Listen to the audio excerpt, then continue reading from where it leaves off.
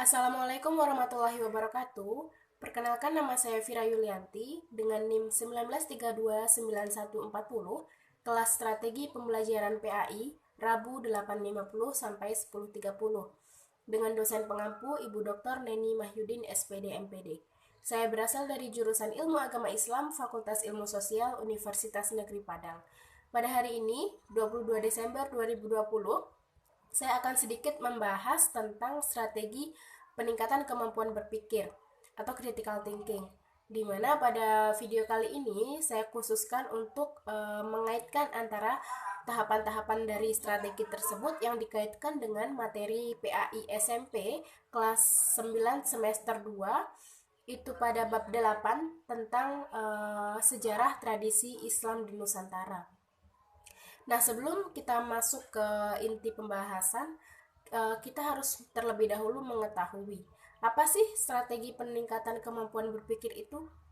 Nah, strategi pembelajaran peningkatan kemampuan berpikir adalah strategi pembelajaran yang bertumpu atau memfokuskan kepada aktivitas berpikir kritis oleh siswa untuk membahas atau menelaah persoalan-persoalan yang diberikan oleh guru. Nah, tahapan-tahapan yang dilakukan untuk pelaksanaan strategi ini ada 6, yaitu yang pertama ada tahap orientasi, di mana tahap orientasi ini adalah tahap awalan, di mana guru mengkondisikan siswa ke dalam posisi yang siap untuk belajar. Nah, tahapan ini bisa dilakukan dengan cara berdoa sebelum mulai pembelajaran, kemudian pengambilan absen, kemudian menanyakan kabar kepada siswa. Setelah itu guru menjelaskan tentang tujuan pembelajarannya. Untuk apa sih pembelajaran ini dilaksanakan? Gitu, yaitu dengan melakukan pembelajaran ini nantinya siswa akan mengetahui tentang bagaimana sejarah tradisi Islam di Nusantara ini. Kemudian guru juga menyampaikan subtema atau materi yang akan dibahas. Nah, kemudian yang kedua yaitu tahap pelacakan, di mana pada tahap ini guru menjajahi untuk memahami kemampuan dan pengetahuan dasar siswa tentang materi ini, materi sejarah tradisi Islam di Nusantara ini, gitu. Hal ini bisa dilakukan dengan melontarkan pertanyaan, misalkan seperti ini. Apa saja sih tradisi yang Ananda ketahui tentang tradisi Islam di Nusantara? Coba sebutkan contohnya, misalkan begitu. Kemudian yang ketiga yaitu ada tahap konfrontasi, di mana tahap ini adalah tahap penyajian persoalan yang nantinya akan dipecahkan oleh siswa.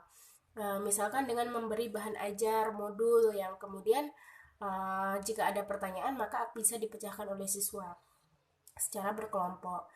Kemudian yang selanjutnya yaitu tahap inquiry, di mana tahap ini merupakan tahap yang terpenting dalam pelaksanaan strategi ini. Pada tahap ini, kemampuan berpikir siswa itu benar-benar harus dilakukan, di mana supaya untuk memecahkan persoalan ini gitu. Kemudian yang selanjutnya yaitu tahapan akomodasi, di mana tahap akomodasi ini dilakukan ketika tahap berpikir kritis selesai. Artinya semua siswa sudah mengetahui sedikit banyaknya materi tentang tradisi Islam di Nusantara ini. Begitu. Jadi setelah mereka tahu, kemudian mereka saling sharing pengetahuan mereka sehingga nanti terbentuklah pengetahuan baru di antara mereka.